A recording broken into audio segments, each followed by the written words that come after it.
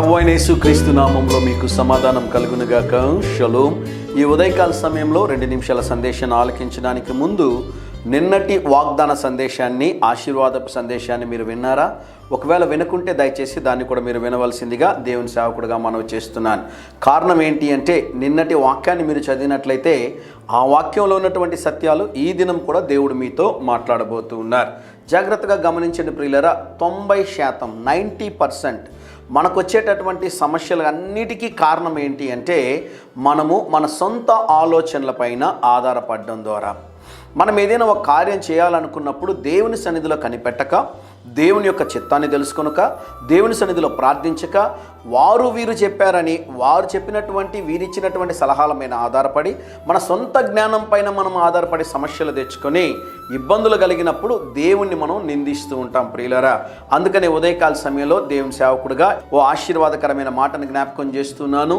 73వ కీర్తన 24వ వచనము. నీ ఆలోచన చేత నన్ను నడిపించెదవు. దేవుని నామానికి స్తోత్రం కలుగునుగాక. ఎవరి ఆలోచన?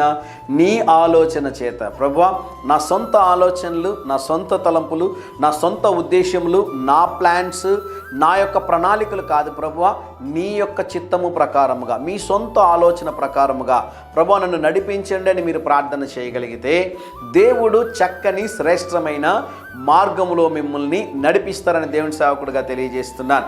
కొన్ని సమస్యలు మనం ఎదుర్కొంటూ ఉంటామండి. వాటిని మనం ఎలా పరిష్కరించుకోవాలో తెలియదు. అయితే ప్రభు సన్నిధిలో మనం కనిపెట్టినప్పుడు, ప్రభువా నీ ఆత్మ చేత నన్ను నడిపించండి ప్రభువా, నీ చిత్తము చేత ప్రభువా నా జీవితంలో నాయన చక్కని శ్రేష్టమైన మార్గంలో మీరు నడిపించండి ప్రభువా అని మీరు అడగగలిగితే దేవుడు మీకు మంచి ఆలోచన దయచేసి దేవుడు చక్కని శ్రేష్టమైన మార్గంలో నడిపిస్తారని దేవుని సేవకుడిగా తెలియజేస్తూ ఉన్నాను. ఏ కార్యం చేసినా దేవుని సేవకుడిగా మీకు మనవి చేస్తున్నాను, ముందు దేవుని సన్నిధిలో ప్రార్థించండి. ధైర్యంగా ఈ దినాన్ని ఎదుర్కోండి. దేవుని సన్నిధి మీకు తోడుగా వచ్చునుగాక. ప్రియ పరలోకపు తండ్రి, మీ ఆలోచన చేత మమ్మను నడిపించుమని యేసు నామములో ప్రార్థిస్తున్నాము తండ్రి.